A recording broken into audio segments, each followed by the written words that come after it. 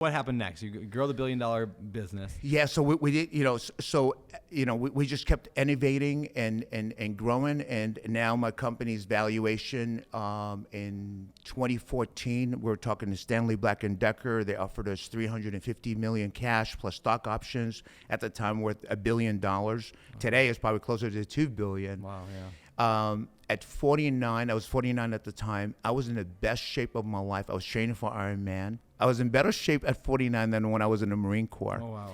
And if you said, Adel, how was life? It was perfect by all definitions. Materialistically, I owned everything I could possibly ever dream of. Every dream car I ever imagined owning as a little kid, I owned. Houses. I mean, just life was perfect. Healthy family. And I'm in great health shape. And then I got a knock on the door. And when I opened, it said, Adel, I don't care how much money you have. I don't care what you invented. I don't care who you know. I'm pancreatic cancer. And there is no escaping me. Wow. Wow. So you're faced with that. You got everything going on in the world, all this stuff, and then cancer. What was the diagnosis like? What was the chance? Like they say, most people survive it, most people don't. Where were you? So I was given my last rites on 3 separate occasions where man and science had given up on me. Wow. And when they did, my faith was strong, but I just like God. I know what God put in my heart, and I remember I would make my wife promises, and I said, "Baby, I promise you, I'm not gonna leave you." Because I more than anything in the world, I wanted to walk my daughters down the wedding aisle. And I wanted to be there for my boys more than you could ever imagine. So I had something to look forward to and to strive for and to want to live for. And I knew that, just with one of my favorite Bible verses was, when Jesus told the lady, he says, your faith will heal you. And I knew that man had given up on me, but I knew my faith will heal me. And I believe that in my heart. I believe that with every ounce of my soul. And, today, this is my 6th year. Last year I was at UCLA where they have what they call a gallium-68. It's a test that I think is one of 3 universities in the world that do it. It's not covered by insurance, so it's like 25 G's. But I came back 99.998% cancer-free. Wow. Right? Which is a pretty rare thing. The doctor was hugging me. He goes, Adel, 34 years, I've never had someone survive pancreatic cancer, and here you are. Wow. What do you credit that? I mean, obviously, miracle, God involved for sure. Did you do anything else? I mean, did you go on a special diet? What all did you do physically to help? Yeah. So chemo, all that? I opted, my brother and I, who's an oncologist, at the time, got diagnosed 1 month apart. He got diagnosed with liver cancer. I got diagnosed with pancreatic cancer. He went chemo. I opted to just go holistic. And so for the first 30 days, I felt like God had prepared me. And I'm one that truly, in my heart of hearts, believe that life is happening for us, not to us. And I've always looked at, when I look back on my life, I always looked at, my darkest moments were pivoting points to something greater than I could ever possibly imagine. And 2 years earlier, I was at a health retreat, and I was learning about, special diets and how cancer operates. I wasn't sick or anything at the time, but I just wanted to be healthier. And that kind of clicked in and dawned on me that, what I needed to do. So as soon as I got diagnosed, I went on a water, lemon juice, and cayenne pepper diet for the first 30 days. Not a single piece of food went into my mouth. And doctors were advising me against it. And I was getting called literally almost every day by doctors saying, you can't do this. You got to go. We have a protocol in the treatment. You got to follow the treatment. And I resisted. And then for the next year, not a single piece of solid food went in my mouth. We just went into juicing green.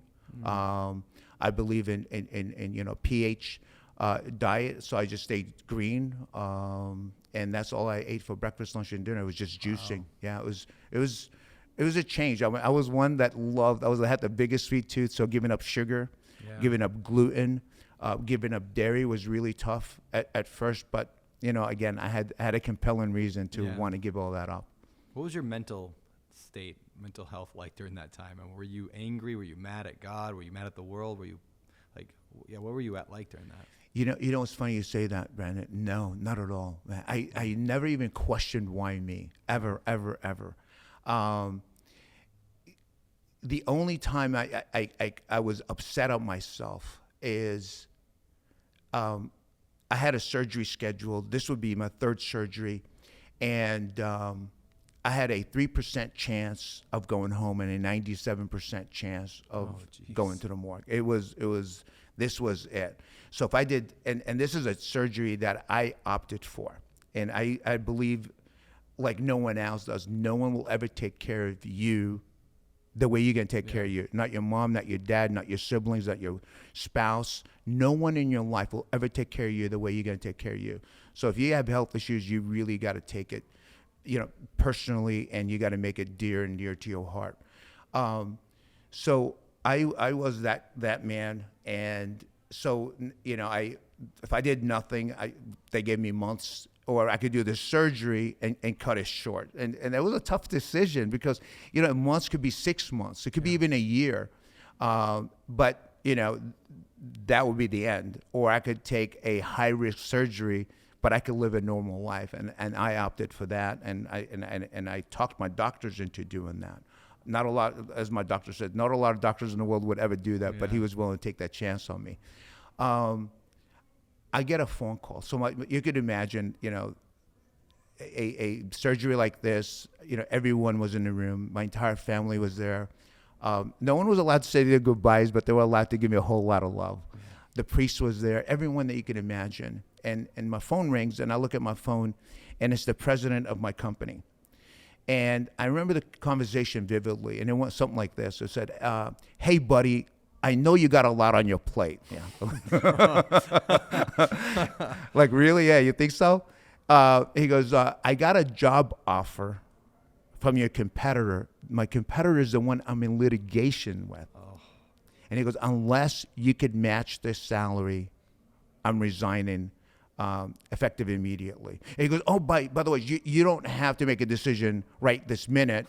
You have until 8 o'clock in the morning to let me know. Oh, jeez. I'm being scrubbed at 6 a.m. Actually, at 5 a.m. for a 6 o'clock surgery. Did he know, or was that of course he knew. Yeah. Of course he knew. And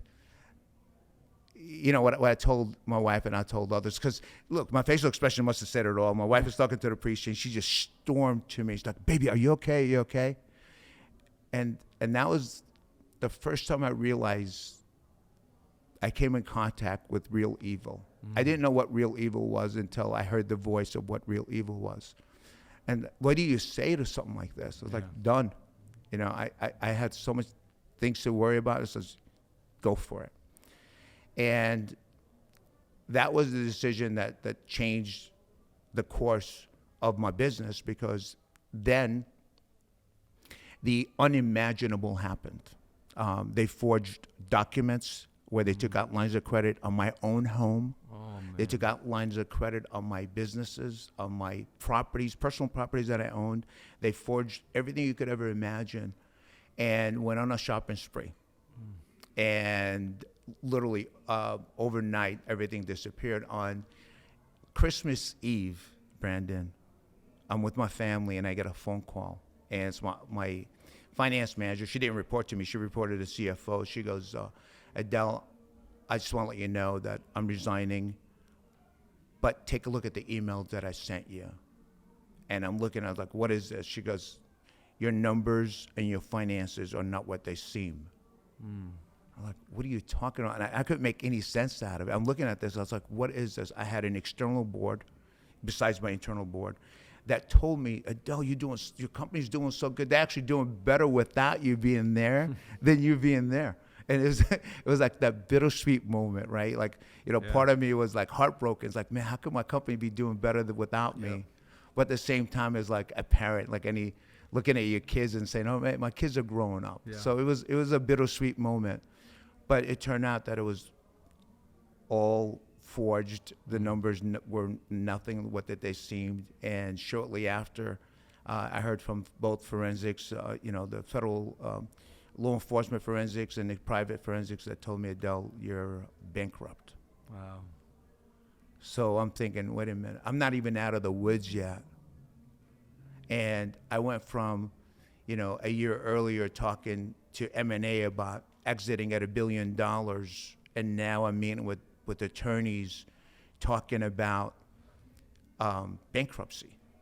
And, it wasn't a choice that I made. It wasn't a bad decision that I made. It was a card that I was dealt. So I never asked the question why this happened to me, but I was a little upset with myself that I was so trusting that I could trust people, because I realize now that, man, sadly, will at some point betray your trust and let you down. Is there any advice for, younger people or people earlier in their career trying to build that $1 billion brand? I mean, there's a few questions in there, but we'll start with how do I make sure that doesn't happen to me? How to make sure that the people around me are the right people and that they're not taking advantage of a situation or stealing? What could you advise there?